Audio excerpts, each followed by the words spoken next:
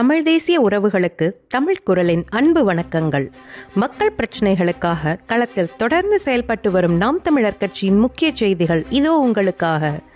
மதுராந்தகம் சட்டமன்ற தொகுதி நாம் தமிழர் கட்சி சுற்றுச்சூழல் பாசறை முன்னெடுப்பில் கடந்த 16ஆம் தேதி மதுராந்தகம் ஏரிக்கரையில் 2000 பனை விதைகள் நடப்பட்டன. இயற்கையை பாதுகாக்கும் பணியில் மற்றும் ஒரு முக்கியமான முன்னெடுப்பு.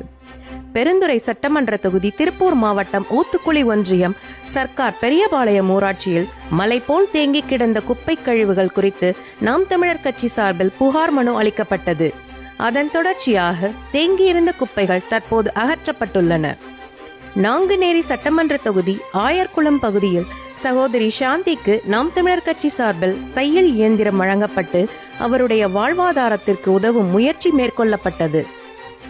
சேலம் மாவட்டம் எடப்பாடி இருப்பாளி ஊராட்சியில் உள்ள மேட்டுப்பட்டி ஏரி மற்றும் அம்மம்பாளையம் ஏரிகளில் அளவுக்கு அதிகமாக மண் அள்ளப்படுவதை தடுக்கவும், ஏற்கனவே பாதிக்கப்பட்டுள்ள ஏரிகளில் புதிய மண் சேரும் வரை மண் அள்ள அனுமதி வழங்கக்கூடாது என்றும் சேலம் மாவட்ட ஆட்சியரிடம் நாம் தமிழர் கட்சி சார்பில் மனு அளிக்கப்பட்டது.